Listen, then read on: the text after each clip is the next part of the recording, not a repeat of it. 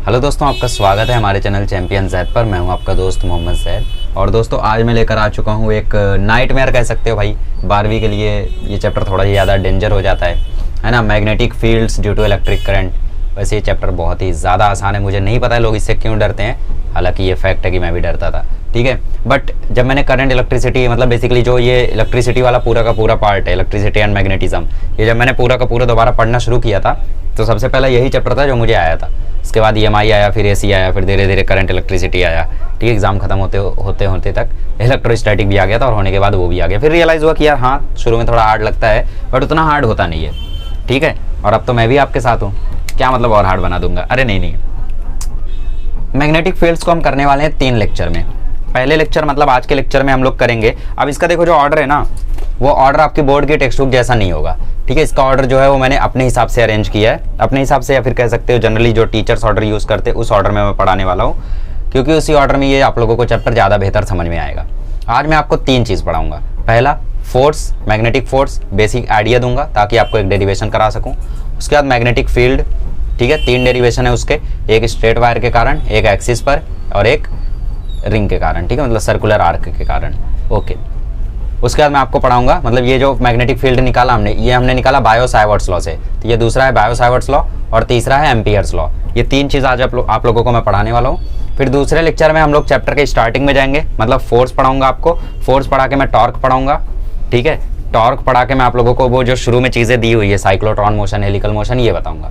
और फिर last lecture में जो चीज़ें छूट जाएंगी, चाहे वो सोलेनॉइड हो, चाहे वो टोरॉइड हो, ये सारी चीज़ें जो छूटी हुई रहेंगी वो मैं आप लोगों को लास्ट लेक्चर में बताऊंगा, ठीक है। क्लियर? तो शुरू करते हैं आज का हम लोगों का topic, that is force on a moving charge. आपको पता है जो मैग्नेटिक फोर्स होता है वो रेस्ट चार्ज पर नहीं लगता है, वो मूविंग चार्ज पर लगता है। तो ये हुआ force on a moving charge, ठीक है। जो मैग्नेटिक फोर्स होता है वो बेसिकली मूविंग चार्जेस पर ही लगता है। रेस्ट चार्जेस पर ओनली इलेक्ट्रोस्टैटिक फोर्स लगता है, मैग्नेटिक फोर्स नहीं लगता है, ठीक है।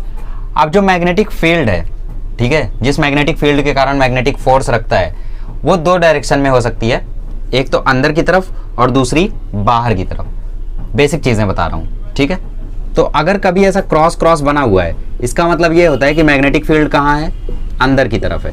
और कभी अगर ऐसा डॉट बना हुआ है तो इसका मतलब क्या है? इसका मतलब जो मैग्नेटिक फील्ड है वो कहाँ है? बाहर की तरफ है, ठीक है। अब इसको समझ कैसे सकते हो? इसको आप समझ सकते हो with the example of bow and arrow. आपने अगर धनुष एंड बाण देखा हो तो उसमें जो बाण होता है, ठीक है, जो एरो होती है, जो तीर होता है, ठीक है, तीर जाता है दूर तक, उसका कान तक जो कमान होती है। तीर जब आप लोग तानते हो, ठीक है, और आपने तीर को ऐसा छोड़ने के बाद जब तीर ऐसे जाती है तो उसके पीछे हमें क्या दिखता है? क्रॉस। तो तीर जा रही है अंदर और पीछे से दिख रहा है क्रॉस। तो जब भी ऐसा क्रॉस दिखे तो इसका मतलब मैग्नेटिक फील्ड कहाँ है? इनसाइड। और जब तीर हमारी तरफ आती है, तो तीर का हमें सुई दिखता है, वो उसका आगे वाला स्पीयर हिस्सा दिखता है, ठीक है। और वो जो आगे वाला हिस्सा होता है वो डॉट होता है। आगे वाला हिस्सा कैसा? तीर का डॉट हमें दिखाई देता है। तीर, सपोज करो तीर तुम्हारी तरफ आ रही है दूर से, जब तीर तुम्हारी तरफ आएगी तो तुम्हें एक डॉट ही तो दिखेगा। तो बेसिकली तीर बाहर आ रही है, मतलब मैग्नेटिक फील्ड बाहर आ रही है, तो वो एक डॉट। तो ऐसे तुम लोग याद कर सकते हो कि अगर क्रॉस है तो इसका मतलब मैग्नेटिक फील्ड जो है वो इनसाइड है, ठीक है। और अगर डॉट है तो इसका मतलब जो मैग्नेटिक फील्ड है वो आउटवर्ड है, ठीक है। तो फिलहाल मैंने क्रॉस बनाया तो इसका मतलब इनसाइड है मैग्नेटिक फील्ड। तो मैग्नेटिक फील्ड अंदर की तरफ जा रहा है, ठीक है। और हमारे पास यहाँ पे कोई क्यू चार्ज है जो कि, और ये जो मैग्नेटिक फील्ड है इसका जो मैग्नीट्यूड है वो B है। B क्या है यहाँ पे? Magnetic field. इस मैग्नेटिक फील्ड B का जो यूनिट होता है वो होता है टेस्ला। क्या होता है ये? टेस्ला, या फिर वेबर पर मीटर स्क्वायर, ठीक है, ओके। तो ये जो क्यू चार्ज है ये मूव कर रहा है with velocity v in some magnetic field B, ठीक है। तो ध्यान से देखो, यहाँ पे जो मैग्नेटिक फील्ड है वो अंदर की तरफ है, ठीक है, और इसकी जो वेलोसिटी है वो ऐसे है। तो मैं क्या करूंगा? मैं अपना राइट हैंड थंब रूल लगाऊंगा, ठीक है। जब मैंने ऐसे किया और अपना राइट हैंड थंब रूल लगाया तो मैंने जब फिंगर्स को अंदर की तरफ कर्ल किया, क्योंकि इसकी मैग्नेटिक फील्ड कहाँ है? इनसाइड है। तो मैग्नेटिक फील्ड इनसाइड है, तो मैंने अपनी फिंगर्स को इसके अंदर की तरफ कर्ल किया तो मेरा थंब ऊपर दिखा रहा है। तो इसका मतलब इस पर जो फोर्स लगेगा इस मूविंग चार्ज पर, वो लगेगा यहाँ पर, सॉरी फोर्स, तो वो लगेगा यहाँ पर। और इसका जो मैग्नीट्यूड होता है, इसका जो वैल्यू होता है इस मैग्नेटिक फोर्स का, वो होता है QV cross B, where V is the velocity of the charge. एकदम बेसिक से पढ़ा रहा हूँ यार, ठीक है, समझ जाए चैप्टर तो बहुत अच्छी बात होगी। और बी क्या होता है, बी होता है मैग्नेटिक फील्ड जिसकी यूनिट टेस्ला होती है, ठीक है। क्यू है यहाँ पे चार्ज, कितना चार्ज है, कोई इलेक्ट्रॉन है तो 1.6 × 10⁻⁻19 ऐसा है ना, ओके। अब मान लो जो आपका चार्ज है वो मूव करते करते मान लो कहीं यहाँ पहुँचा, ठीक है, और वो अभी मूव कर रहा है ऐसे इस वेलोसिटी से, तो आप क्या करोगे, इस वेलोसिटी के डायरेक्शन में अपनी फिंगर्स रखोगे और फिंगर्स अंदर की तरफ कर्ल करोगे, क्योंकि मैग्नेटिक फील्ड इनवर्ड है, तो मैग्नेटिक फील्ड की तरफ जब फिंगर्स को कर्ल करोगे तो थंब दिखा रहा है इस तरफ, तो मतलब इस पे फोर्स कहाँ लगेगा, इधर लगेगा, ऊपर की तरफ परपेंडिकुलर है ऐसे, ठीक है, क्लियर। अच्छा, अब मान लो किसी डॉट में चार्ज रखा हुआ है, ठीक है, ये कोई डॉट है और इस डॉट में चार्ज यहाँ मूव कर रहा है, प्लस क्यू चार्ज है जो कि वेलोसिटी v से मूव कर रहा है, ठीक है। तो ये डॉट है, तो हम अपनी फिंगर्स को ऐसे रखेंगे और ये डॉट है तो हमारी फिंगर्स आउटवर्ड आएंगी, तो आउटवर्ड ऐसे तो आ नहीं सकती, तो ऐसा हमने रखा और इनको आउटवर्ड कर लिया। जब इनको आउटवर्ड कर किया तो हमारा थंब कहाँ दिखा रहा है, नीचे दिखा रहा है, तो इस पर जो फोर्स है वो कहाँ लगेगा, डाउनवर्ड लगेगा। और एग्जाम्पल देख सकते हो, जैसे इनवर्ड में ही देख लो, वेलोसिटी जो है वो मान लो ऐसे है, अगर ऐसे वेलोसिटी है तो हम ऐसे करेंगे और अपनी फिंगर्स को कर्ल करेंगे, फिंगर्स को कर्ल करेंगे तो थंब हमारा नीचे दिखा रहा है, तो इस पे कहाँ फोर्स लगेगी, इस पे नीचे फोर्स लगेगी। या फिर इसमें मान लो वेलोसिटी इस तरफ है उल्टी डायरेक्शन में, ठीक है, तो वेलोसिटी उल्टी डायरेक्शन में और फिंगर्स हमें आउटवर्ड कर्ल करनी है, तो आउटवर्ड कर्ल करनी है तो भाई ये तो ऐसे हो पाएगा, ये वेलोसिटी की तरफ मेरी फिंगर्स और इनको मैंने आउटवर्ड कर्ल किया, अपनी फिंगर्स को आउटवर्ड कर्ल किया, ठीक है, आउटवर्ड कर्ल किया तो थंब ऊपर आया, तो इस पे फोर्स कहाँ लगेगा, यहाँ लगेगा। क्लियर हो गया। इसको हम लोग राइट हैंड थंब रूल से क्या करते हैं, इसका डायरेक्शन देखते हैं, ठीक है, direction is seen by the right hand thumb rule, ठीक है। तो F इक्वल टू क्या आता है, इसका जो यूनिट है वो क्या आता है, क्यू वी बी, क्रॉस है तो इसके साथ आएगा साइन थीटा, तो इसका मैग्नीट्यूड जो है वो आता है Q V B sine theta, ठीक है, और साथ ही में यहाँ पे आता है एक एन कैप, ठीक है। बाकी सिर्फ अगर इसका तुम्हें मैग्नीट्यूड लिखना है तो मैग्नीट्यूड क्या होता है, Q V B sine theta, clear, आसान। ये होता है हमारा मैग्नेटिक फील्ड जिसको हम लोग एफ बी से रिप्रेजेंट करते हैं, Q V B sine theta. जैसे यहाँ पे बात करो तो वेलोसिटी इस तरफ और मैग्नेटिक फील्ड अंदर की तरफ, तो वेलोसिटी और मैग्नेटिक फील्ड के बीच का एंगल कितना है, 90 डिग्री, ये वेलोसिटी ये मैग्नेटिक फील्ड अंदर की तरफ, तो इनके बीच में एंगल कितना है, 90 डिग्री, तो साइन 90 यहाँ पे 1 हो जाएगा, तो मैग्नेटिक फील्ड का जो फोर्स है, मतलब मैग्नेटिक फोर्स जो है वो क्यू वी बी आएगा, क्लियर। चलो, तो आई होप आप लोगों को ये चीज़ समझ गई होगी, मैग्नेटिक फोर्स की वैल्यू लिखना, ठीक है, क्लियर। चलो, राइट हैंड थंब रूल से डायरेक्शन वगैरह देखते हैं, अभी और देखेंगे, टेंशन मत लो। हम लोग देखते हैं force on a current carrying wire, ठीक है, कोई एक वायर है जो कि करंट कैरी कर रहा है, तो उस पर फोर्स कितना लगता है वो देख लेते हैं, उसके बाद हम लोग अपना बायो सावर्ट्स लॉ शुरू करते हैं, ठीक है। ये क्रॉस में बने रहने देता हूँ क्योंकि इसी में मैं आपको एक और एग्जांपल करा दूंगा, है ना, नोट करते चलो यार। देखो चैप्टर में आपको एकदम बेसिक से सिखा रहा हूँ, आई होप सीख जाओ, अगर तो बहुत अच्छी बात है फिर तो, है ना।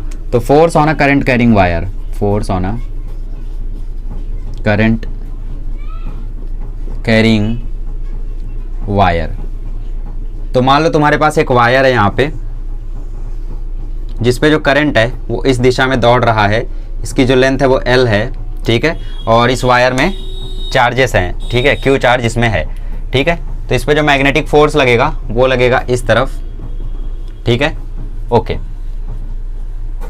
इसका हम लोग वैल्यू कैसे निकालते हैं, F इक्वल टू क्या होता है, F इक्वल टू होता है Q V B sine theta, यहाँ पे 1 हो गया, ठीक है, अच्छा, ठीक है। अब जो यहाँ पे Q है, Q को मैं लिख सकता हूँ I इंटू टी, क्योंकि Q इक्वल टू क्या होता है, आई टी। अरे भाई Q equal to I T नहीं पढ़े हो,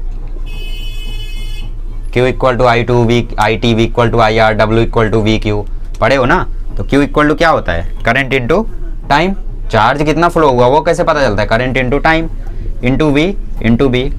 अब वेलोसिटी क्या होता है, वेलोसिटी होता है डिस्टेंस अपॉन टाइम, ठीक है।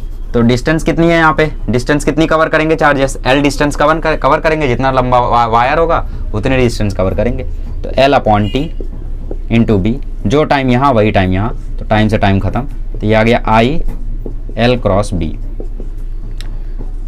तो इसका मतलब लेंथ वेक्टर क्वांटिटी है, हाँ लेंथ वेक्टर क्वांटिटी है। तो वेक्टर क्वांटिटी का 2 डायरेक्शन होता है, हाँ तो इसका भी डायरेक्शन है, क्या डायरेक्शन है, करंट का डायरेक्शन, जो करंट का डायरेक्शन वही इस लेंथ का डायरेक्शन, ठीक है। कभी भी F equal to I L cross B में जो डायरेक्शन होता है L का वो किसकी तरफ होता है, हमेशा वो करंट की तरफ, करंट जहाँ जाएगा वहाँ एल का डायरेक्शन। ठीक है, क्लियर हो गया सब कुछ। तो एफ इक्वल टू क्या हो जाएगा, I L B sine theta, ठीक है, एन कैप।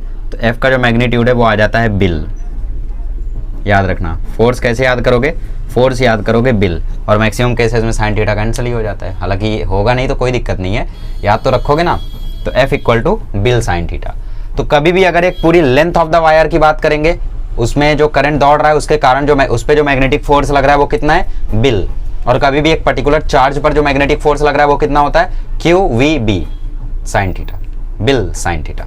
ठीक है, तो ये बेसिक इंफॉर्मेशंस थी, आई होप आप लोगों को समझ में आ गया होगा। मैंने आपको अब तक 4 चीजें सिखाई है। पहली चीज ये कि जो मैग्नेटिक फील्ड होती है वो इनवर्ड हो सकती है, आउटवर्ड हो सकती है। इनवर्ड होगी तो उसका डायरेक्शन क्रॉस में दिखाएंगे, आउटवर्ड होगी तो उसका डायरेक्शन डॉट में दिखाएंगे। फिर जो फॉर्मूला होता है फोर्स का एक चार्ज के लिए, मैग्नेटिक फोर्स का एक चार्ज के लिए, ठीक है, one charge for a charge जो मैग्नेटिक फोर्स का फॉर्मूला होता है एफ बी जो होता है वो होता है क्यू वी क्रॉस बी। ठीक है, और एक वायर के लिए पूरी की पूरी एक लेंथ के लिए जो फोर्स का फॉर्मूला होता है वो होता है आई एल क्रॉस बी। ठीक है, याद रखोगे। अगर एक पूरी की पूरी लेंथ की बात कर ले तो I L cross B, length का डायरेक्शन कहाँ, डायरेक्शन ऑफ द करंट के। तो इसको ऐसे निकालेंगे, डायरेक्शन ऑफ द करंट मतलब लेंथ ऑफ द करंट का डायरेक्शन। इसके बाद अपनी फिंगर्स को कहाँ कर्ल करोगे, जिसकी तरफ मैग्नेटिक फील्ड है। तो मैग्नेटिक फील्ड अंदर है तो अंदर कर्ल किया, थंब ऊपर दिखा रहा है, तब तक direction of the magnetic field is upward. ठीक है, मान लो करंट इस तरफ दौड़ रहा होता, इस तरफ दौड़ रहा होता तो ऐसे करते और फिर इनवर्ड ले जाते, तो डायरेक्शन कहाँ, डाउनवर्ड। ठीक है, समझ गया। ऐसे ही राइट हैंड रूल का यूज करके हम लोग इसका डायरेक्शन निकालते हैं, और ये 2 क्वांटिटीज और ये मैग्नेटिक फील्ड। अभी तक कुछ और बताया क्या, कुछ जादू बता दिया क्या, नहीं, सिंपल। चलो आगे बढ़ते हैं, अब हम शुरू करते हैं बायो-सावर्ट्स लॉ। चलिए अब हम लोग अपना चैप्टर शुरू करते हैं, magnetic fields due to electric current. और मैग्नेटिक फील्ड हमें पता करना है इलेक्ट्रिक करंट के कारण कितनी बनती है, कहाँ बनती है, कैसे बनती है, और उसमें हमारी हेल्प करेगा बायो-सावर्ट्स लॉ। ठीक है, तो बायो-सावर्ट लॉ क्या कहता है कि जैसे आप लोगों के पास मान लो यहाँ पे एक करंट कैरिंग वायर है। ठीक है, ये आपके पास एक करंट कैरिंग वायर है जिसकी टोटल लेंथ कितनी है, मान लो एल है। ठीक है, अच्छा, इसमें करंट जा रहा है आई। ठीक है, तुमने क्या किया, तुमने यहाँ से एक डीएल हिस्सा काटा, यहाँ से क्या किया तुमने, एक डीएल हिस्सा काटा। ठीक है, एक डीएल हिस्सा तुमने यहाँ से काटा, और इस डीएल हिस्से के कारण, ठीक है, इसमें जो आई करंट दौड़ रहा है इस डीएल हिस्से में, इसके कारण यहाँ पे आर डिस्टेंस पर यहाँ पर कितनी मैग्नेटिक फील्ड बनेगी ये तुम्हें निकालना है। ठीक है, तुमने क्या किया, तुम्हारे पास एक करंट कैरिंग वायर थी एल लेंथ की, उसमें से तुमने एक डीएल लेंथ काटा। ठीक है, उस डीएल लेंथ के में जो करंट फ्लो कर रहा है उसके कारण क्या मैग्नेटिक फील्ड बन रही है, मतलब magnetic field due to electric current, क्या मैग्नेटिक फील्ड यहाँ पे बन रही है इस इलेक्ट्रिक करंट के कारण, इस डीएल लेंथ में जो इलेक्ट्रिक करंट दौड़ रही है उसके कारण, वो तुम्हें निकालना है। तो बायो-सावर्ट ने कहा कि ये जो मैग्नेटिक फील्ड बनती है, ठीक है, वो किसके इक्वल होती है, वो इक्वल होती है डीबी। डीबी मतलब छोटी सी मैग्नेटिक फील्ड, क्योंकि छोटी सी लेंथ तुमने काटी है तो छोटी सी मैग्नेटिक फील्ड, वो प्रोपोर्शनल होती है I D L sine theta upon R square के। वो प्रोपोर्शनल होती है I D L sine theta upon R square के। फिर प्रोपोर्शनैलिटी साइन हटाई गई तो डीबी की वैल्यू आई mu naught upon 4 pi into I D L sine theta upon R square. ठीक है, यहाँ पे जो म्यू नॉट आया है ये होता है परमिएबिलिटी कांस्टेंट। ठीक है, म्यू नॉट जो यहाँ पे आया है इसको हम लोग बोलते हैं परमिएबिलिटी कांस्टेंट, और इस म्यू नॉट की जो वैल्यू है वो होती है 4 पाई इंटू 10⁻⁷। बाकी यूनिट्स देख लो, डीबी की यूनिट टेस्ला, ये हुआ मीटर स्क्वायर, आई हुआ एम्पियर, और नीचे एक मीटर। ठीक है, नीचे ही एम्पियर भी, तो मीटर से मीटर खत्म, तो इसकी यूनिट होती है टेस्ला मीटर पर एम्पियर। ठीक है, ये हो गई म्यू नॉट की यूनिट। इसकी वैल्यू कितनी होती है 4 पाई इंटू 10⁻⁷। म्यू नॉट है क्या, परमिएबिलिटी कांस्टेंट है। ठीक है, तो ये mu naught upon 4 pi as a constant यहाँ पर निकल कर आए, तो डीबी की वैल्यू यहाँ पे आ गई 4 pi mu naught upon 4 pi I D L sine theta upon R square. क्या इसे याद करना है, जी जरूर याद करना है। इसे याद करोगे नहीं तो डेरिवेशन कैसे करोगे, आने वाले डेरिवेशन जो है वही आएंगे एग्जाम में, है ना।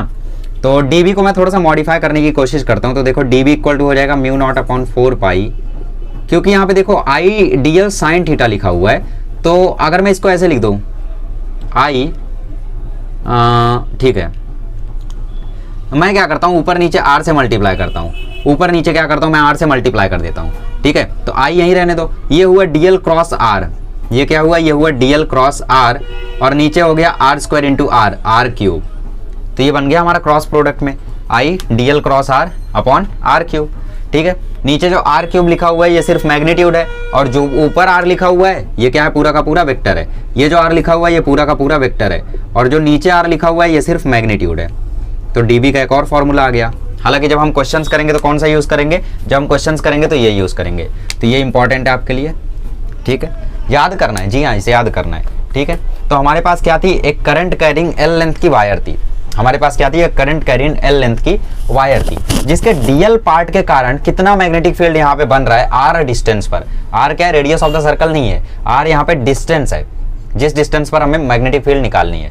तो कितनी मैग्नेटिक फील्ड बन रही है वो हमें निकालना था। तो उसकी वैल्यू आई, उसका जो मैग्नीट्यूड था वो आया mu not I D L sine theta upon 4 pi R square. Mu not I D L sine theta upon 4 pi R square, या mu naught upon 4 pi I D L sine theta upon R square, या mu naught upon 4 pi I D L cross R upon R cube. ये आपके पास values हैं। Clear, ठीक है। तो अब हम क्या करेंगे, अब हम कोशिश करेंगे कि भाई अलग अलग ऑब्जेक्ट्स में मैग्नेटिक फील्ड हम लोग अब निकालें। तो सबसे पहले हम लोग निकालेंगे एक लॉन्ग स्ट्रेट वायर में, इनफाइनाइटली स्ट्रेट वायर में जिसमें करंट दौड़ रहा है। दूसरा हम लोग एक आर्क के लिए निकालेंगे। तीसरा हम एक्सिस के लिए निकालेंगे, और फिर मैं आपको कुछ मजेदार बातें बताऊंगा उनके बारे में जो एग्जाम्स में आई हैं। उसके बाद हम लोग आखिरी के 20 मिनट में सीखेंगे, या 10 मिनट में आखिरी के एम्पियर्स लॉ सीखेंगे, ठीक है। दोनों सीखेंगे आज ही, टेंशन मत लो। चलो आगे बढ़ते हैं। अच्छा, एक चीज़ मैं आपको ऑब्जर्व कराना भूल गया, क्योंकि आप खुद से तो करोगे नहीं। ये जो साइन थीटा में जो थीटा है वो थीटा यहाँ का है, वो थीटा जो डीएल और आर के बीच में बनेगा, क्योंकि डीएल क्रॉस आर है, तो वो थीटा जो डीएल और आर के बीच में बनेगा वो हम कंसीडर करेंगे। तो डीएल ये रहा, ठीक है, इसको हमने थोड़ा सा यहाँ पे एक्सटेंड भी किया था, बट थीटा दिखाना भूल गया मैं। और ये रहा आर, तो इनके बीच का जो एंगल थीटा बनेगा उसको हम लोग यहाँ पे कंसीडर करेंगे, वही होगा हमारा थीटा, ठीक है। चलो पहला करते हैं डेरिवेशन। चलिए हम चर्चा करते हैं current in a straight long wire, ठीक है। इस करंट के कारण स्ट्रेट लॉन्ग वायर, लॉन्ग जब बोल दे तो इसका मतलब क्या होता है, फिजिक्स की दुनिया में इसका मतलब होता है इनफाइनाइटली लॉन्ग, ठीक है। मतलब हमारे पास एक वायर है जो शुरू हो रही है माइनस इनफाइनाइट से और जा रही है प्लस इनफाइनाइट तक। इसमें जो आप लोगों का करंट दौड़ रहा है इस स्ट्रेट लॉन्ग वायर में, इस वायर में जो आपका करंट आई दौड़ रहा है, ठीक है। और इसकी लेंथ कितनी है, इसकी लेंथ एल हम लोग यहाँ से देख लेते हैं, ठीक है, ओके। इसके कारण यहाँ पे जो मैग्नेटिक फील्ड बी बन रहा है ये हमें कैलकुलेट करना है, ठीक है। तो ये डिस्टेंस क्या हो गई, आर, ठीक है। अब थीटा क्या होता है, थीटा होता है डीएल और आर के बीच का एंगल। तो हमारा एंगल जो है वो कहाँ पे आएगा, यहाँ पर आएगा, ठीक है। डीएल, छोटा सा डीएल अगर हम यहाँ से काट रहे हैं, तो छोटा सा डीएल हम यहाँ से काट रहे हैं, तो इसके और इसके बीच का एंगल, ठीक है। अब आप बोलोगे कि ये वाला एंगल क्यों नहीं, नीचे वाला क्यों नहीं, नीचे वाला नहीं, डीएल यहाँ पे काट रहे हैं हम लोग करंट की डायरेक्शन में, ठीक है। तो ऐसे लेने का डीएल और बी ये वाला, ठीक है, आर, तो डीएल और आर के बीच का एंगल ये वाला, ठीक है, ठीक है। अच्छा, नीचे से यहाँ पे जो ये डिस्टेंस है इसको भी हम मान लेते हैं कैपिटल आर, ठीक है, ठीक है। हमें क्या निकालना है, हमें निकालना है मैग्नेटिक फील्ड यहाँ पे कितनी आ रही है। बी यहाँ पे ABCD वाला बी नहीं है, बी यहाँ पे मैग्नेटिक फील्ड है। तो हम यूज करेंगे बायो-सावर्ट्स लॉ का। बायो-सावर्ट लॉ हमसे क्या कहता है, बायो-सावर्ट लॉ हमसे कहता है mu naught upon 4 pi I D L sine theta upon R square, यही कहता है, ठीक है। तो करंट यहाँ पे आई दौड़ रहा है, कोई दिक्कत नहीं है, ठीक है, ठीक है। तो हमने छोटी सी मैग्नेटिक फील्ड डीबी लिखी है ना यहाँ पे, डीबी। चलो, तो डीबी इज इक्वल्स टू क्या हो गया, डीबी इज इक्वल्स टू हो गया म्यू नॉट अपॉन 4 पाई आई। इस आर स्क्वायर को मैं क्या लिख सकता हूँ, यहाँ पे अगर तुम ध्यान से देखो तो यहाँ पे पाइथागोरस थ्योरम लग रहा है। पाइथागोरस थ्योरम से बाय पाइथागोरस थ्योरम जो आर स्क्वायर की वैल्यू है वो L square plus capital R square की वैल्यू के इक्वल है। इसका मतलब आर की वैल्यू जो है वो root R square plus L square के इक्वल है ना, ठीक है। तो आर स्क्वायर की जगह हम लोग क्या लिख सकते हैं, आर स्क्वायर की जगह हम लोग लिख सकते हैं L square plus R square, ठीक है, ठीक है। ऊपर क्या आ गया, ऊपर आ गया आई डी एल साइन थीटा, ठीक है, ठीक है। अब मुझे अगर मुझे अब मैग्नेटिक फील्ड निकालनी है, ठीक है, ठीक है। तो देखो यहाँ पे जो हमारा I D L sine theta upon L square plus R square है, हम क्या करते हैं, हम साइन थीटा की वैल्यू ढूंढने की कोशिश करते हैं और रिप्लेस करते हैं, ठीक है। तो ध्यान से देखो साइन थीटा की वैल्यू क्या हो जाएगी, यहाँ से देखो, यहाँ से हम साइन थीटा निकाल सकते हैं। अगर ये एंगल थीटा है तो ये एंगल हो जाएगा पाई माइनस थीटा, क्योंकि ये टोटल एंगल होता है 180 डिग्री का। तो अगर यहाँ से कुछ काट दोगे और ये थीटा है तो ये 180 माइनस थीटा हो जाएगा, है ना। तो अगर ये एंगल थीटा है तो ये एंगल हो जाएगा पाई माइनस थीटा। अब यहाँ से साइन पाई माइनस थीटा की वैल्यू बताओ मुझे, यहाँ से मुझे बताओ साइन पाई माइनस थीटा की वैल्यू। और जो साइन पाई माइनस थीटा होता है वो कुछ और नहीं बल्कि साइन थीटा ही होता है, ठीक है। अच्छा, तो इसकी वैल्यू क्या है यहाँ पे साइन पाई माइनस थीटा की, अपोजिट अपॉन हाइपोटेनस। अपोजिट कितना है, अपोजिट है यहाँ पे आर, और हाइपोटेनस कितना है, हाइपोटेनस है स्मॉल आर, तो अपोजिट है आर, हाइपोटेनस है स्मॉल आर। ठीक है, और स्मॉल आर की वैल्यू क्या है, स्मॉल आर की वैल्यू है root R square plus L square. तो ये स्मॉल आर की जगह तुम लिख सकते हो रूट या फिर R square, sorry small R की जगह लिख सकते हो R square plus L square की पावर 1/2। रूट मतलब क्या, पावर 1/2 ना। अब क्या करते हैं हम इसी साइन थीटा को यहाँ पे रिप्लेस कर देते हैं। ठीक है, so therefore D B is equals to आ गया mu naught upon 4 pi I D L. ठीक है, साइन थीटा की जगह आ गया R upon R square plus L square की पावर 1/2, और यहाँ पे R square plus L square की पावर 1। अब पावर 1 और पावर 1/2 जुड़ जाएगा तो पावर हो जाएगा 3/2। ठीक है, so therefore D B is equals to आ गया mu naught upon 4 pi I D L R upon R square plus L square की पावर 3/2। ठीक है, अब हमें क्या करना है, हमें पूरी मैग्नेटिक फील्ड चाहिए, तो हम इसको इंटीग्रेट कर देते हैं, छोटे छोटे डीबी को हम इंटीग्रेट कर देते हैं तो पूरी मैग्नेटिक फील्ड मिल जाएगी। ठीक है, सो देयरफॉर बी जो है वो इक्वल टू हो जाएगा इंटीग्रेशन डी बी, वो इक्वल टू हो जाएगा integration of mu naught upon 4 pi I D L R upon R square plus L square, या L square plus R square कर दो, L square plus R square की power 3/2 के, है ना। अब देखो mu naught constant, 4 pi constant, I constant, R constant, तो ब्रैकेट के अंदर बचा सिर्फ D L upon L square plus R square. So therefore B की वैल्यू हो जाएगी, कहाँ कराऊँ, आई एम सॉरी, बी की वैल्यू हो जाएगी mu naught upon 4 pi I R, integration के अंदर बचा D L upon L square plus R square की पावर 3/2। ठीक है, ठीक है। अब dl की यूनिट कहाँ से कहाँ होगी, क्योंकि यहाँ पे इंटीग्रेट कौन हो रहा है, dl अपॉन ये, तो यहाँ पे हमें l की यूनिट चाहिए, तो हम लोग dl कहाँ से ले रहे हैं, ये छोटा छोटा dl हम कहाँ उठा रहे हैं, यहाँ से उठाया, यहाँ से उठाया, यहाँ से उठाया, तो हम माइनस इन्फिनिटी से लेके प्लस इन्फिनिटी तक छोटा छोटा dl हम उठाते हुए लेकर आ रहे हैं, है ना। तो हमारी लिमिट कहाँ से कहाँ है, माइनस इन्फिनिटी से प्लस इन्फिनिटी तक। ठीक है, अब देखो यहाँ पे ये लिमिट कहाँ से कहाँ है, माइनस इन्फिनिटी से प्लस इन्फिनिटी है। तो आपको इवन ऑड प्रॉपर्टी याद है मैथमेटिक्स में, उसमें क्या होता था, अगर लिमिट माइनस इन्फिनिटी से प्लस इन्फिनिटी होती थी तो इसको हम लोग चेंज कर लेते थे, कैसे, mu naught upon 4 pi into I R, इसको हम लोग अगर 2 टाइम्स कर दे, मतलब ये कैसे टूटा होगा, माइनस इन्फिनिटी से 0 एक बार, फिर 0 से इन्फिनिटी दूसरी बार, तो क्यों ना मैं 0 से इन्फिनिटी निकाल के उसको 2 टाइम्स कर दूं, बात तो वही है ना। तो 2 टाइम्स करके मैंने इसको 0 से इन्फिनिटी कर दिया, और यहाँ पे आ गया D L upon L square plus R square की पावर 3/2। अब ये वाला इंटीग्रेशन आपको करते नहीं बैठना एग्जाम में, क्योंकि ये इंटीग्रेशन काफी भारी है। ठीक है, तो ये इंटीग्रेशन आपको करना नहीं है, हालांकि मैं अभी करके बताऊंगा रफ करके। ठीक है, करना नहीं है एग्जाम में। यहाँ के आगे आपको लिखना है देयरफॉर बाय सॉल्विंग जो b की वैल्यू है वो क्या आ जाएगी, देखो 2 से 2 खत्म, तो ये आ गया mu not I R upon 2 पाई, और ये इंटीग्रेट वगैरह होके mu not I R upon 2 pi integrate वगैरह होके हमारे पास आता है, ठीक है, इंटीग्रेट वगैरह होके हमारे पास आता है आर स्क्वायर, यहाँ पे हमारे पास क्या आता है 1 अपॉन आर स्क्वायर, इंटीग्रेट होके आता है। ठीक है, सॉल्व होता है तो by solving 0 to infinite D L upon L square plus R square की power 3/2, it gives us 1 upon R square. तो इस पूरे इंटीग्रेशन का वैल्यू आता है 1 अपॉन आर स्क्वायर। ठीक है, तो ये एक आर से एक आर कैंसिल हो गया, सो देयरफॉर जो मैग्नेटिक फील्ड है वो आ जाती है mu not I upon 2 pi R. अब इस मैग्नेटिक फील्ड को आपको कर लेना है याद, क्योंकि क्वेश्चंस तो सॉल्व करने ही होंगे। ठीक है, ठीक है, समझ गया, समझ गया। हमने क्या किया, हमने एक लॉन्ग वायर लिया, लॉन्ग मतलब होता है इनफाइनाइटली लॉन्ग फिजिक्स की दुनिया में। हमने यहाँ से एक डीएल लेंथ काटा जिसकी बी डिस्टेंस आर डिस्टेंस पर मैग्नेटिक फील्ड कितनी है वो हमें पता करनी थी, तो हमने बायो-सावर्ट्स लॉ लिखा। हमने यहाँ पे आर स्क्वायर की वैल्यू डाली पाइथागोरस थ्योरम से, फिर हमने साइन थीटा की वैल्यू डाली, यहाँ पे साइन थीटा की वैल्यू आर अपॉन आर थी, फिर स्मॉल आर की वैल्यू हमने अगेन रिप्लेस की, तो हमें यहाँ पे फाइनल वैल्यू ये मिली। फिर हमें इंटीग्रेट करना था, तो इंटीग्रेट होता कौन यहाँ पे, वेरिएबल कौन है यहाँ पे, डीएल, तो डीएल के साथ L square plus R square अंदर रह गया, तो ये इंटीग्रेट होने के लिए अंदर रह गया। इंटीग्रेट कहाँ से करना था, माइनस इन्फिनिटी से प्लस इन्फिनिटी करना था, तो माइनस इन्फिनिटी से प्लस इन्फिनिटी करने की जगह मैंने सोचा कि क्यों ना 0 से इन्फिनिटी करके उसको 2 टाइम्स कर दिया जाए, बात तो वही है। मतलब जैसे तुम्हें क्या करना है, जैसे तुम्हें 2 + 2 + 2 निकालना है, ठीक है, तो तुम्हें 2 + 2 + 2 निकालना है, तो तुम या तो 2 + 2 + 2 निकालोगे या तो एक 2 को 3 से मल्टीप्लाई कर दोगे, क्योंकि सारे सेम है। तो वैसे यहाँ पे माइनस इन्फिनिटी से 0 जितना वैल्यू होगा उतना ही 0 से इनफाइनाइट होगा। ठीक है, इवन है।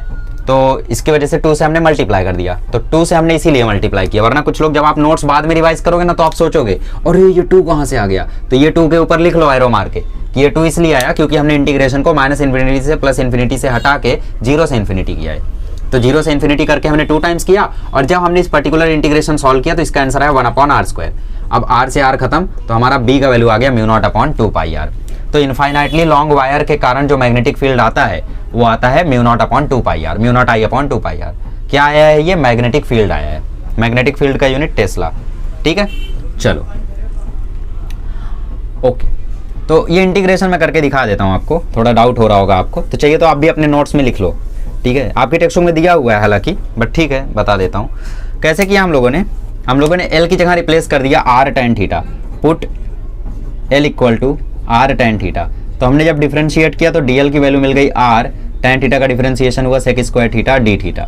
समझ गए ना, हमने क्या किया, पूरी इक्वेशन को थीटा के रिस्पेक्ट में डिफरेंशिएट किया। तो इस साइड हुआ dl/d थीटा और इस साइड हुआ r × sec² theta.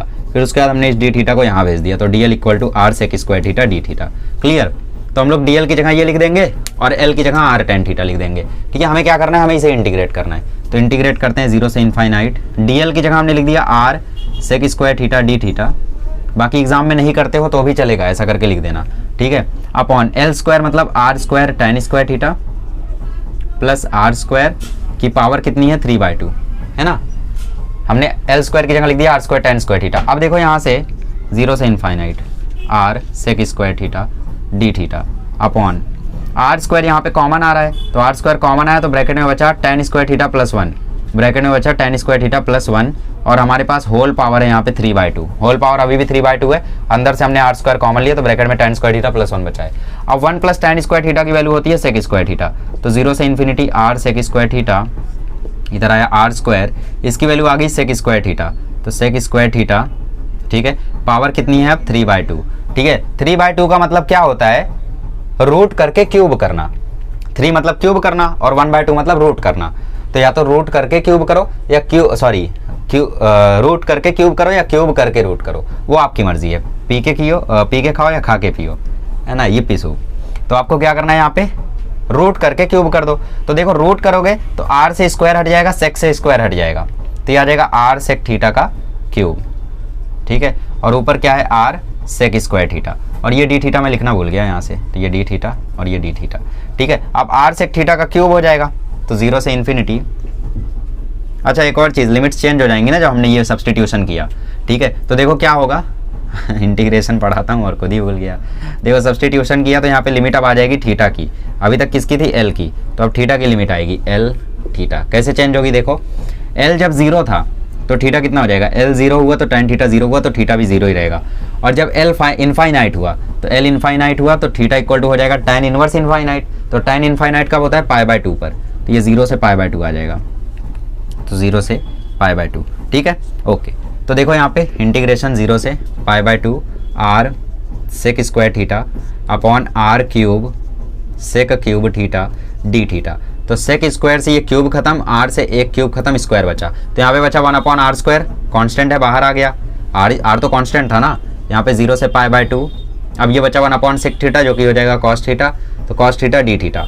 cos theta का इंटीग्रेशन क्या होता है, sin theta plus sin theta होता है। ये sin थीटा इसका इंटीग्रेशन आया, लिमिट्स डालो 0 से π/2, sin π/2 1, sin 0 0, तो 1 - 0 1, और बचा यहाँ पे 1/r²। इसीलिए इस इंटीग्रेशन की वैल्यू 1/r² आती है, और इसको जब हम लोग वहाँ पे सब्सटीट्यूट करेंगे तो इसका वैल्यू सीधा सीधा आ जाएगा μ0/2πr। ठीक है, ओके, क्लियर। चल आगे बढ़े। ओके, तो करंट जो होता है इनफाइनाइटली लॉन्ग वायर में, उसके कारण जो मैग्नेटिक फील्ड आता है वो आता है μ0/2πr। ठीक है, ओके। एक और चीज़ है कि भाई इनफाइनाइटली लॉन्ग वायर में जो मैग्नेटिक फील्ड आया है, B जो आया है वो आया है μ0I/2πr। ठीक है, तो सेमी इनफाइनाइटली लॉन्ग वायर में कितना आएगा, सेमी इनफाइनाइटली लॉन्ग मतलब इसका आधा कर दो। सेमी इनफाइनाइट का मतलब क्या हो गया, सेमी इनफाइनाइट मतलब हो गया 0 से इनफाइनाइट है, खाली माइनस इनफाइनाइट से इनफाइनाइट नहीं है, 0 से इनफाइनाइट है।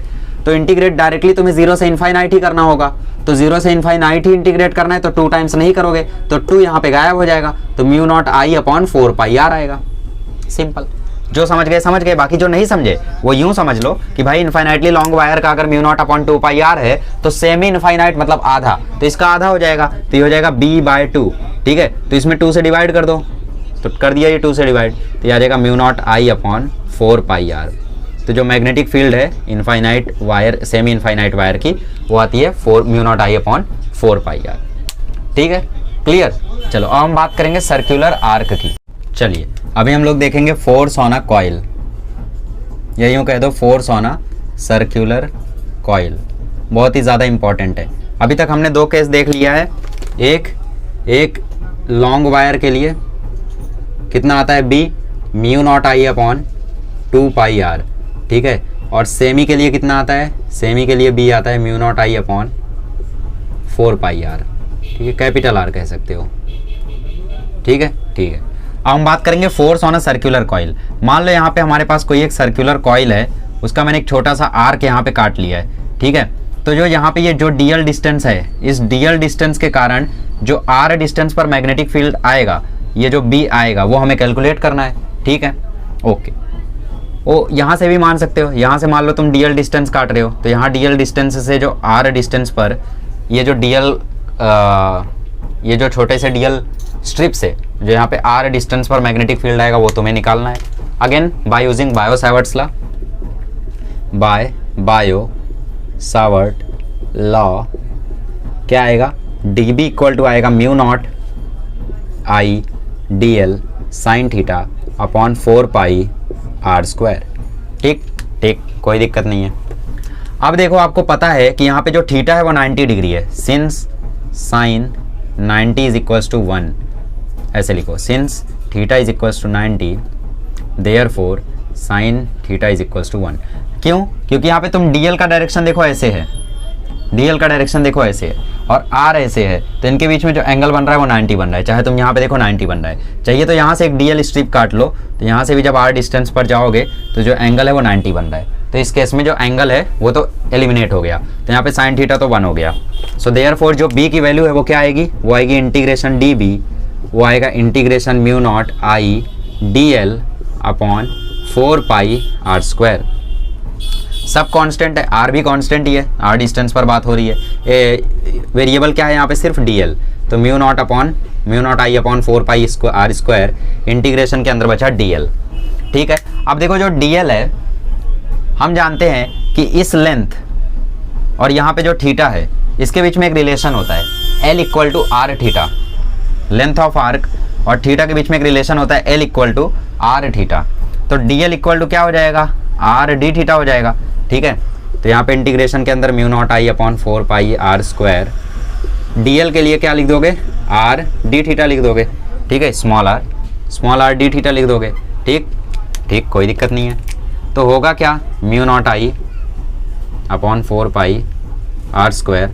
ठीक है, आर आ गया बाहर, इंटीग्रेशन के अंदर बचा डी थीटा। ठीक है, तो डी थीटा का इंटीग्रेशन क्या हो जाएगा, आर से आर कैंसिल, तो b इक्वल टू आ जाएगा तुम्हारा mu not I upon 4 pi R, D theta का इंटीग्रेशन आ जाएगा थीटा।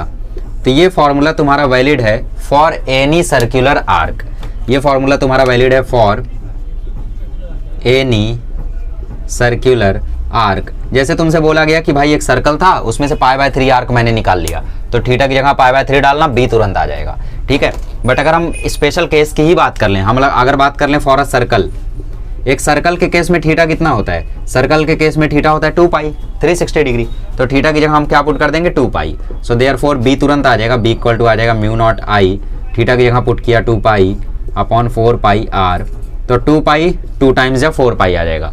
तो मैग्नेटिक फील्ड का यहाँ पे वैल्यू आ जाएगा mu not I upon 2r। तो magnetic field for a circular coil is mu naught I upon 2r।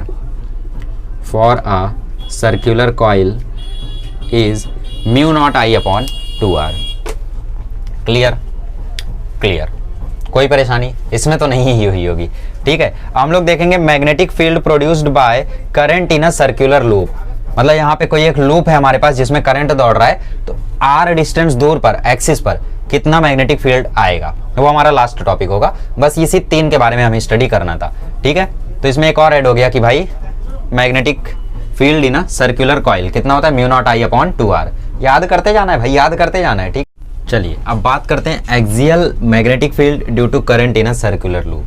बहुत ही ज़्यादा दिमाग ख़राब करने वाला ये डेरिवेशन है, ध्यान से देखना, फ्रेश होके देखना। अगर नींद आ रही है, रात में देख रहे हो, दिमाग ख़राब हो रहा है, वीडियो बंद कर दो, कुछ और पढ़ लो। ठीक है, थोड़ा ध्यान से ये देखने वाला है, बट फिर भी ट्राई कर लो, देखो होता है क्या।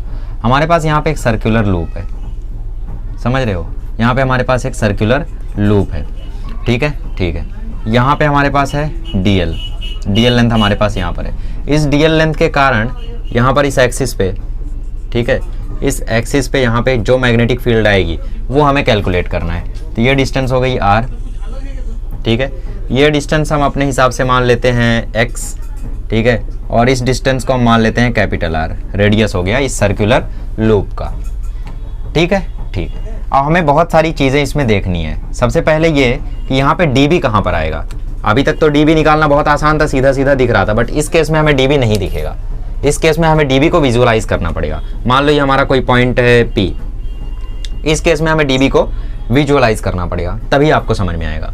देखो, सबसे पहले हम बी कैसे लिखेंगे, हम डीबी लिखेंगे, DB equal to mu not I D L sine theta upon 4 pi R square. ठीक है, सबसे पहले हम लोग साइन थीटा यहाँ पे देख लेते हैं। ठीक है, therefore D B is equals to mu not I D L sine 90 upon 4 pi R square. तो साइन 91 हो गया, so therefore D B is equals to आ गया mu naught upon 4 pi I D L upon R square. Tension मतलब बताऊंगा यार, तुम्हें क्यों लगा कि मैं स्किप कर दूंगा ना। जब तक मुझे खुद फील नहीं आता कि स्टूडेंट को समझा होगा या नहीं समझा होगा, तब तक मैं कोशिश करता रहता हूँ। ठीक है, ओके। तो देखो डीएल और आर के बीच में एंगल यहाँ पे 90 डिग्री होगा। कैसे पता चला, देखो डीएल जो है वो कुछ ऐसा है, ये जो आपकी लूप है ना, ये लूप कुछ ऐसे है, मेरे सामने है, तू मेरे सामने, आपके भी सामने एक लूप है, इमेजिन करो तुम्हारे सामने एक लूप है, तुम्हें नींद आ रही, अब हिप्नोटाइज नहीं, तुम्हारे सामने एक लूप है, यहाँ पे एक लूप है। ठीक है, यहाँ पे एक्सिस पर मुझे क्या करना है, यहाँ एक्सिस पर मुझे मैग्नेटिक फील्ड निकालनी है। ठीक है, और ये हुई डिस्टेंस आर, ये हुई डिस्टेंस आर, और ये हुआ मेरा लूप। इस लूप में मैंने ये डिस्टेंस काटा है डीएल, तो ये डिस्टेंस जो मैंने डीएल काटा है, मान लो ये उंगली उस डिस्टेंस को रिप्रेजेंट कर रही है। ठीक है, ये मेरी रिप्रेजेंट कर रही है क्या, उस डीएल पार्ट को जो मैंने काटा है। और मेरा जो आर है वो ऐसे है, जो मेरा आर है वो कैसे है, ऐसे है। ठीक है, तो ये देखो डीएल ऐसा, आर ऐसा। ठीक है, नीचे की तरफ है ऐसे आर, मतलब आर ऐसे नीचे की तरफ जा रहा है, तो मैंने ऐसे नीचे की तरफ बना दिया। कितना एंगल है, 90 डिग्री। ध्यान से देखो ना, यहाँ पे 90 डिग्री बन रहा है, यहाँ पे 90 डिग्री, तो इसीलिए यहाँ पे एंगल कितना बन रहा है, 90 डिग्री का। ये डीएल और यहाँ से आर गया, तो डीएल ऐसा भी समझ सकते हो, ये आर गया, कितना एंगल है इनके बीच में, कितना एंगल है ये, 90 डिग्री। तो इसीलिए यहाँ पे साइन 90 हो जाता है और ये 1 हो जाता है। ठीक है, अब हमें बात करनी है इस डीबी की। भाई डीबी की डायरेक्शन कहाँ है, अब तक तो हम लोग डीबी देख लेते थे, यहाँ वहाँ। डीबी की डायरेक्शन देखेंगे कैसे, ठीक है, डीबी की डायरेक्शन हम डीएल के डायरेक्शन में अपना थंब करेंगे। ठीक है, डीएल ऐसे जा रहा है, मान लो करंट ऐसे फ्लो हो रहा है, तो डीएल भी ऐसे ही होगा। तो डीएल का डायरेक्शन में हमने थंब किया, अपनी फिंगर्स को कर्ल किया, फिंगर्स को कर्ल किया। फिंगर्स को किस तरफ कर्ल करते हैं, जिस तरफ डीबी होता है। तो थंब हमने अब की बार किया। मैंने जब आपको फोर्स निकालना सिखाया था तो मैंने क्या बताया था, अपनी फिंगर्स को रखो करंट की डायरेक्शन में, और जिस तरफ डीबी है उस तरफ फिंगर्स को कर्ल करो, तो आपको फोर्स का डायरेक्शन मिलेगा थंब से। तो अब की बार तुम्हें ये पता है कि भाई डीएल किस तरफ है, इस तरफ है, तो उसी तरफ थंब को करो। अब जहां पर फिंगर्स कर्ल हो रही है वहीं पे डीबी आएगा। तो ये देखो इस तरफ डीएल है, तो मैंने फिंगर्स को कर्ल किया, मेरा डीबी कहीं यहां पर आएगा, मतलब मेरा डीबी कहीं यहां पर आएगा। ठीक है, और वाइस वर्सा जब मैं यहां से देखूंगा तो मेरा डीबी यहां पर आएगा। ठीक ठीक। अब जरा ध्यान से देखो, इस डीबी के 2 कंपोनेंट्स होंगे। ठीक है, ठीक। मान लो अगर ये एंगल आपका थीटा है, ठीक है, ठीक है, अगर ये एंगल आपका थीटा है तो ये एंगल जो है आपका, ठीक है, कौन सा, ये आर के साथ, ठीक है, ये एंगल थीटा है तो ये एंगल भी थीटा होगा ऑब्वियसली। ठीक है, बट ये जो पूरा एंगल है, ये पूरा एंगल 90 डिग्री होगा। ये आर और ये डीबी वाला एंगल, ये आर और डीबी वाला एंगल पूरा का पूरा 90 होगा। ठीक है, अगर ये पूरा का पूरा एंगल 90 है तो ये कितना है, थीटा। इसका मतलब ये कितना हो गया, 90 माइनस थीटा। अच्छा देखो, नहीं समझ पा रहे हो, समझाता हूँ, ध्यान से देखो।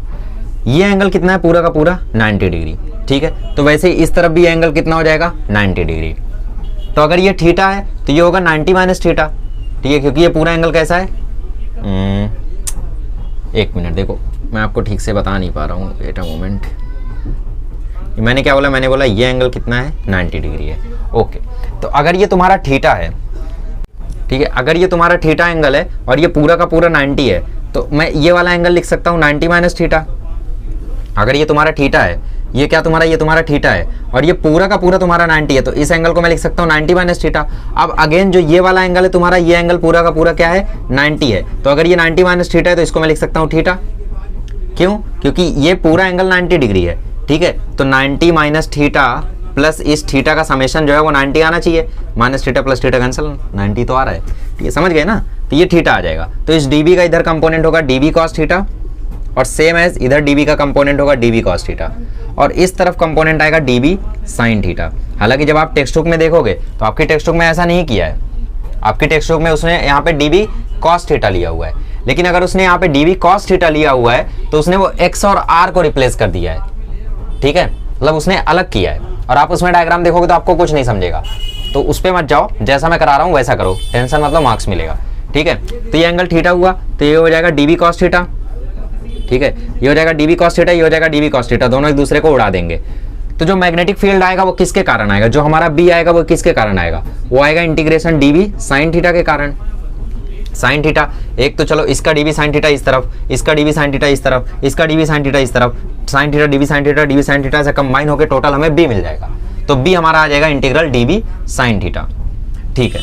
तो dB की वैल्यू डालते हैं, तो B equal to integral dB की वैल्यू है mu not I dl, dB की वैल्यू है mu not I dl upon 4 pi r square और ये sin थीटा।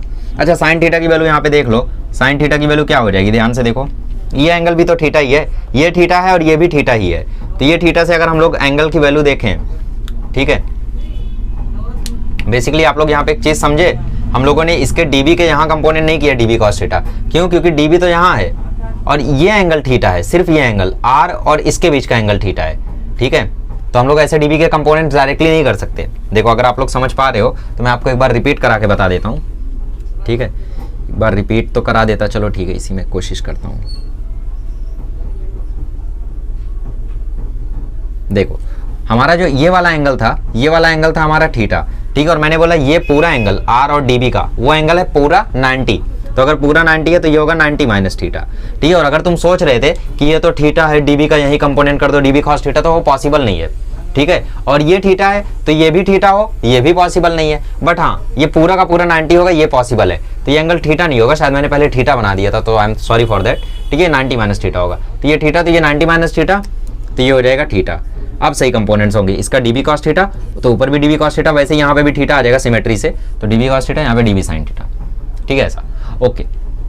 तो sin थीटा की वैल्यू देखो यहाँ से निकाल सकते हो, तो sin थीटा की वैल्यू आ जाएगी अपोजिट अपॉन हाइपोटेनस, तो r अपॉन स्मॉल r, तो sin थीटा की वैल्यू आ जाएगी capital R upon small r, so therefore B की वैल्यू हो जाएगी म्यू नॉट आई अपॉन 4 पाई, ठीक है, इंटीग्रेशन के अंदर बचा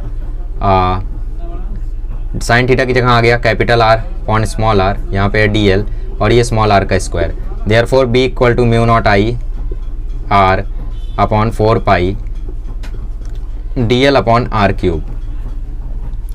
अब अगेन पाइथागोरस थ्योरम लग रहा है यहाँ पे r स्क्वायर की जो वैल्यू है वो इक्वल आ रही है x square plus capital R square के, तो r की वैल्यू यहाँ पे आ जाएगी x square plus r square की पावर 1/2 के, तो r क्यूब की जगह जब तुम इसको रखोगे तो ये हो जाएगा 3/2, और ये जो dl है वो dl का तुम्हें इंटीग्रेशन पता है, dl का इंटीग्रेशन मतलब इस सर्कुलर लूप का पूरा लेंथ कितना है, तो सर्कुलर लूप है तो सर्कुलर लूप का जो लेंथ होता है वो उसके पेरीमीटर के इक्वल होगा, तो पेरीमीटर ऑफ सर्कल 2πr, तो dl का इंटीग्रेशन डायरेक्टली 2πr हो गया और r क्यूब तुम अब बाहर ले लो, तो b की वैल्यू आ गई mu naught I r upon 4 pi, r cube की जगह आ गया x square plus r square की पावर 3/2, क्यूब था तो क्यूब और जो नीचे वाला 2 है वही नीचे वाला, ठीक है, और dl का जो इंटीग्रेशन है वो आ गया 2πr, क्योंकि सर्कुलर लूप है, ठीक है, तो 2 पाई से ये 2 टाइम्स कट गया, तो b की वैल्यू आ गई इस केस में mu naught I r square upon 2 times x square plus r square की पावर 3/2। बहुत ही ज़्यादा इंपॉर्टेंट, बहुत ही ज़्यादा इंपॉर्टेंट। जेई में एक बार पूछता है कि भैया eight x equal to r/2 तुम magnetic field due to circular coil और magnetic field on axis due to circular loop का रेशियो बता दो, तो तुम्हें x equal to r/2 put करना था, स्मॉल r की जगह कैपिटल R पुट करना था, सॉल्व कर देना था, दैट्स इट, ठीक है। और ये स्मॉल आर की जगह कैपिटल आर ही लिख लो, क्योंकि हर जगह तो कैपिटल आर ही यूज हुआ है, तो बात वही है।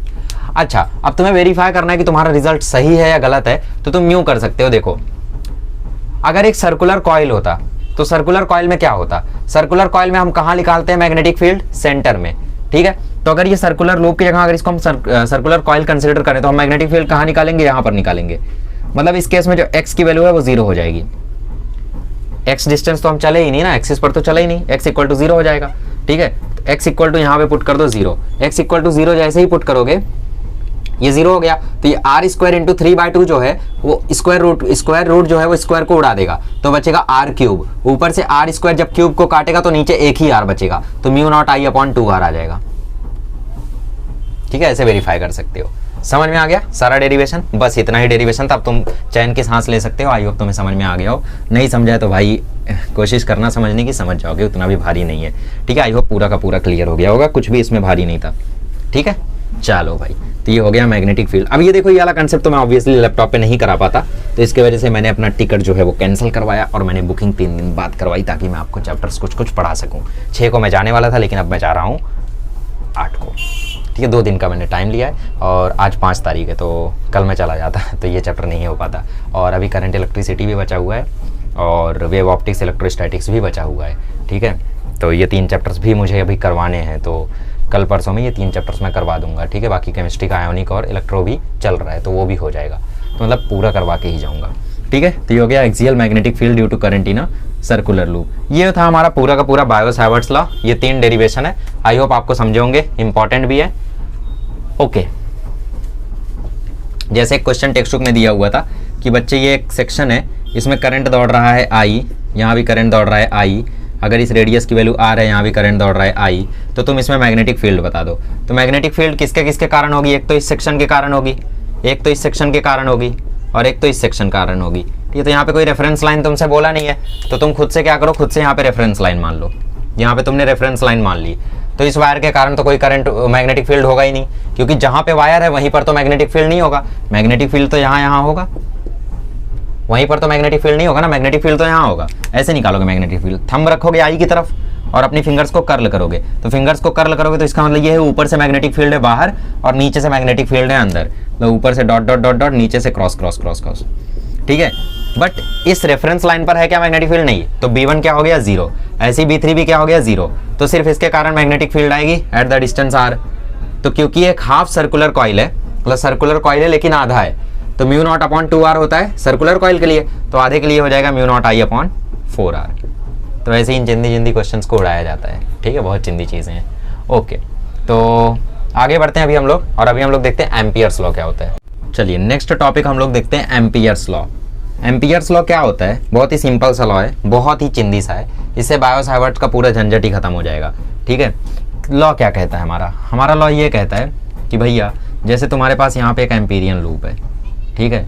एम्पीरियन लूप मतलब वो लूप जिसके अंदर हम लोग वो पर्टिकुलर लॉ लगाने वाले हैं। इस लूप के अंदर एक करंट है I1, एक करंट है I2 और एक करंट है I3 और एक करंट यहाँ पे भी है I4, ठीक है।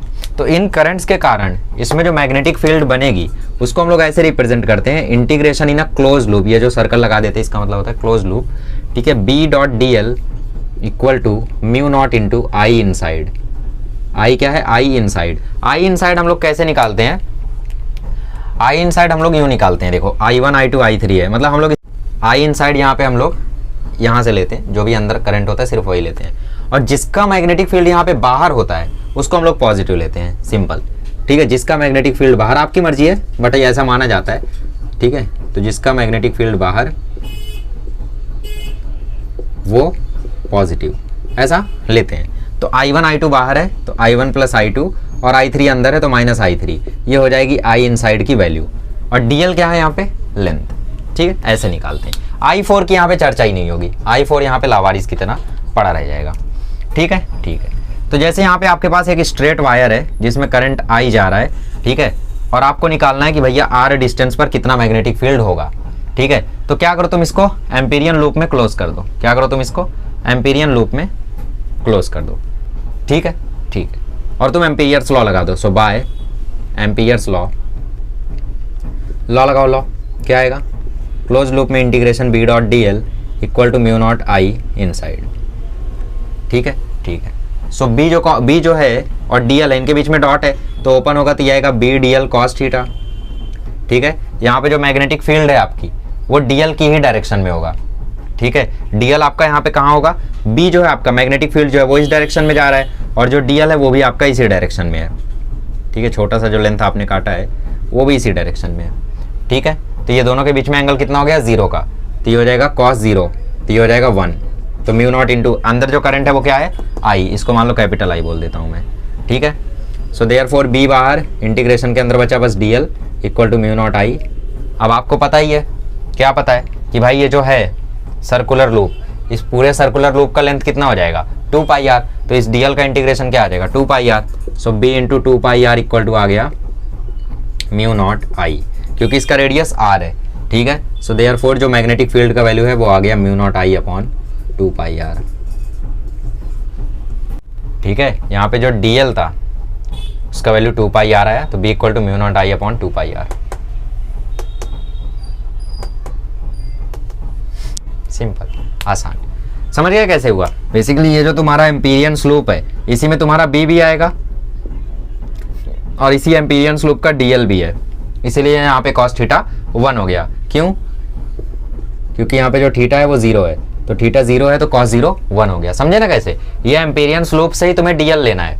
ये डीएल क्या है, एम्पीरियन स्लोप की लेंथ है, छोटी छोटी लेंथ। ठीक है, तो ये डीएल लेंथ और इस आई के कारण जो मैग्नेटिक फील्ड आ रहा है वो भी यहीं आ रहा है। कैसे, आई करंट ऊपर ऐसे जा रहा है और मैग्नेटिक फील्ड ऐसे बन रहा है, तो मैग्नेटिक फील्ड भी अंदर की तरफ और आई ऊपर की तरफ, तो मैग्नेटिक फील्ड अंदर की तरफ और डीएल जो है वो भी उसी सर्कुलर आर्क पे, तो मैग्नेटिक फील्ड और जो डीएल है वो सेम एंगल बना रहे हैं यहाँ पे, तो इसीलिए 0। ठीक है, सेम एंगल बना रहे हैं तो उनके बीच में एंगल क्या हो गया, 0। तो B into integral DL equal to mu not I. अब इंटीग्रल डीएल की वैल्यू हो गई 2 पाई आर, तो बी इक्वल टू आ गया mu not I upon 2 pi R. तो इस तरीके से आप एम्पियर्स लॉ यूज कर सकते हो। तो ये एम्पियर्स लॉ से भी आपको डिराइव करने आ सकता है, तो समझना क्या करना है, स्ट्रेट वायर को एम्पियर्स लूप में डालना है और फिर यही चीज कर देनी है, दैट्स इट।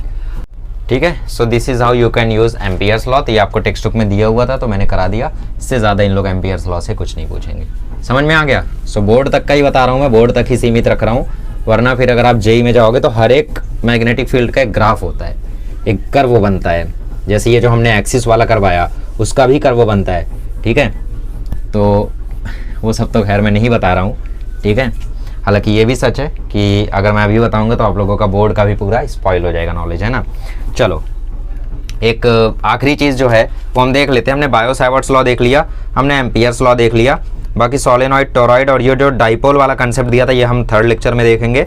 और चलो, फोर्स बिटवीन पैरेलल वायर्स हम लोग देख लेते हैं, बाकी अगले लेक्चर में हम लोग छोटी मोटी चीज़ें कर लेंगे। ठीक है, और तो कुछ बचा नहीं है अब चैप्टर में खास। ठीक है, जो भी है, चलो अब हम लोग देखते हैं फोर्स बिटवीन पैरेलल वायर्स। ठीक है, force of attraction between 2 long parallel wires. चलो देख लेते हैं topic, force of attraction between 2 long parallel wire. तो जब भी लॉन्ग पैरेलल वायर बोल दे उसका मतलब क्या होता है, उसका मतलब होता है कि जो लेंथ है वो इनफाइनाइटली लॉन्ग है। ठीक है, तो 2 लॉन्ग पैरेलल वायर्स हैं, तो यहाँ पे पहली पैरेलल वायर जिसमें करंट दौड़ रहा है मान लो I1 और इसकी जो लेंथ है वो मान लो लेंथ तो छोड़ ही दो, इनफाइनाइट है वो तो। ठीक है, मैग्नेटिक फील्ड जो है इसके आजू बाजू वो है B1। ठीक है, यहाँ पे दूसरी वायर है जिसमें करंट जा रहा है I2 और जो मैग्नेटिक फील्ड है वो है B2। चलिए, तो ये रहा डायग्राम। 2 लॉन्ग पैरेलल वायर्स हैं जिनके बीच में डिस्टेंस दी है, करंट जो है वो सेम डायरेक्शन में फ्लो कर रहा है और आपको पता करना है कि इनके बीच में फोर्स क्या होगा। ठीक है, बहुत ही आसान है कैलकुलेट करना। कैसे, देखो, अच्छा, यहाँ पर जो मैग्नेटिक फील्ड है वो अंदर की तरफ है। ठीक है, और यहाँ पर जो मैग्नेटिक फील्ड है वो बाहर की तरफ है। क्लियर, ये पहला वायर, फर्स्ट वायर और ये सेकंड वायर। ठीक है, तो अगर मैग्नेटिक फील्ड यहाँ पे अंदर की तरफ है और करंट ऐसे डायरेक्शन में ऊपर की तरफ, तो करंट है ऊपर की तरफ, मैग्नेटिक फील्ड है अंदर की तरफ, तो फोर्स आया इस तरफ। तो इस B2 के कारण जो फोर्स आएगा वो आएगा इस तरफ, इसको नाम दे देते हैं F2। अब इसका करंट है ऊपर और मैग्नेटिक फील्ड है बाहर, तो करंट है ऊपर, मैग्नेटिक फील्ड है बाहर, तो फोर्स का डायरेक्शन आएगा इस तरफ, तो इसका फोर्स आ गया मान लो F1। ठीक है, अच्छा, B की वैल्यूज लिखते हैं। B क्या होगा पहले वाले का, पहले वाले का B होगा म्यू नॉट I1, इसको I1 बोल दो और इसको I2 बोल दो। ठीक है, ये होगा म्यू नॉट I1 अपॉन 2 पाई D, D है ना, डी डिस्टेंस पर बात हो रही है। जो B2 होगा वो होगा mu naught I2 upon 2πd। ठीक है, ठीक है। अब देखो जो फोर्स 2 पर लगेगा, इस पर जो फोर्स लगेगा उसका मैग्नीट्यूड क्या आएगा, बिल। ठीक है, मैग्नेटिक फील्ड किसका, पहले वाले का, करंट किसका, खुद का, और लेंथ वो तो पता ही नहीं है ना। फोर्स का फॉर्मूला मैंने बताया था ना लेक्चर के एकदम शुरू में, इसीलिए बताया, वरना लेक्चर ही मैं शुरू करता बायो-सावर्ट्स लॉ से। ठीक है, तो वो होता है बिल। तो इस पे जो फोर्स लगेगा वो इसकी मैग्नेटिक फील्ड के कारण लगेगा, और जो इस पे फोर्स लगेगा F1 वो दूसरे वाले की मैग्नेटिक फील्ड के कारण लगेगा। ठीक है, तो वैल्यू यहाँ पे फोर्स की आती है, B1 की वैल्यू डाल दो mu naught I1 I2 upon 2πd, ये आती है फोर्स पर यूनिट लेंथ की वैल्यू। ठीक है, कितनी है, mu not I1 I2 upon 2πd। वैसे यहाँ पर F1 अपॉन L, B2 की वैल्यू आ जाएगी म्यू नॉट I2 और ये I1, तो म्यू नॉट I1 I2 ये भी हो जाएगा अपॉन 2πd। फोर्स पर यूनिट लेंथ जो है उसकी वैल्यू आती है mu not I1 I2 upon 2πd। ठीक है, और ये फोर्स जो होती है वो अट्रैक्टिव इन नेचर होती है, क्योंकि करंट जो है वो सेम डायरेक्शन में है। अगर दो वायर्स में इफ I का डायरेक्शन जो है वो सेम रहे, I का सेम डायरेक्शन रहे इन टू वायर्स, ठीक है, तो फोर्स जो है वो अट्रैक्टिव नेचर की होती है। ठीक है, और वाइस वर्सा। वाइस वर्सा मतलब क्या, वाइस वर्सा मतलब अगर करंट अपोजिट डायरेक्शन में जाए तो फोर्स रिपल्सिव नेचर की होती है। ठीक है, अब इसमें देखो दोनों एक दूसरे की तरफ लग रहे हैं तो दोनों अट्रैक्ट हो रहे हैं एक तरीके से। अब रिपल्सिव कैसे हो जाएगा, मान लो करंट अभी नीचे जाता, मान लो करंट नीचे जाता, और ये मैग्नेटिक फील्ड कैसे है, देखो मैग्नेटिक फील्ड ये ऐसे है, समझ रहे हो, यहां से मैग्नेटिक फील्ड अंदर जा रही है और यहां से मैग्नेटिक फील्ड बाहर आ रही है। मतलब जैसे ये मान लो यहाँ पे मार्कर है, ठीक है, यहाँ पे मार्कर है, तो मैग्नेटिक फील्ड देखो कैसे काम कर रही है, मार्कर, और ये मैग्नेटिक फील्ड यहाँ से अंदर जा रही है, फिर यहाँ से बाहर आ रही है। ठीक है, और फिर यहाँ से अंदर जा रही है, फिर यहाँ से बाहर आ रही है। मैग्नेटिक फील्ड ऐसे अंदर बाहर कर रही है, समझ रहे हो, इस तरीके से अंदर जा रही है फिर बाहर आ रही है। तो वही यहाँ पर भी है, मैग्नेटिक फील्ड यहाँ से अंदर जा रही है और फिर यहाँ से बाहर निकल रही है, अंदर जा रही है बाहर निकल रही है, अंदर जा रही है बाहर निकल रही है। ठीक है, समझ रहे हो ना। अब आप लोग बोलेगा अरे डायरेक्शन तो फोर्स का ऊपर आ गया, अरे मेरे भाई करंट के डायरेक्शन में रखना रहता है फिंगर्स को। ठीक है, फिलहाल ऐसे अंदर जा रही है और ऐसे बाहर आ रही है। ठीक है, अब मान लो करंट ये वाला नीचे जा रहा होता तो करंट का डायरेक्शन अपोजिट हो जाता। तो अगर ये वाला करंट नीचे जा रहा होता तो फिर इसको हम लोग ऐसे करते, और मैग्नेटिक फील्ड है बाहर की तरफ, ये नीचे की तरफ जा रहा है और मैग्नेटिक फील्ड है बाहर की तरफ, तो थंब का डायरेक्शन आया इस तरफ, तो ये वाली F1 जो है फोर्स वो इस तरफ लगती, तो I2 तुम्हारी तरफ और तुम उससे दूर जा रहे हो, तो बेसिकली तुम्हारे बीच क्या शुरू हो गया, रिपल्शन। ठीक है, ऐसा समझ गए। चलो, तो F अट्रैक्टिव होती है वरना वाइस वर्सा होता है रिपल्सिव नेचर। ओके, क्लियर, समझ में आ गया। चलो, तो ये फोर्स पर यूनिट लेंथ की वैल्यू याद रखना, इसके ऊपर न्यूमेरिकल अगर दिया तो मैं करा देता हूँ ताकि आपको कंसेप्ट क्लियर हो जाए। ठीक है, बाकी नहीं दिया है तो इसको आप लोग याद कर लेना, इससे ज़्यादा तो मैं कुछ अब बता नहीं सकता। और इसी के साथ आज का लेक्चर हम लोग समाप्त करते हैं। ठीक है, एम्पियर की डेफिनेशन दे दी है एक कि भाई जब फोर्स पर यूनिट लेंथ की वैल्यू 2 × 10⁻⁷ न्यूटन होती है, न्यूटन पर मीटर होती है, फोर्स पर यूनिट लेंथ की वैल्यू जब 2 × 10⁻⁷ न्यूटन पर मीटर होती है तो उस केस में जो करंट की वैल्यू निकल के आती है वो 1 एम्पियर आती है, वही 1 एम्पियर का डेफिनेशन होता है। ठीक है, तो ये डेफिनेशन दे रखा है, सिंपल सी चीज़ है। क्या बोला है कि अगर तुम लेंथ को 1 मीटर रख दो, ठीक है, कहाँ पर जा रहे हैं, कैसे किया इन्होंने,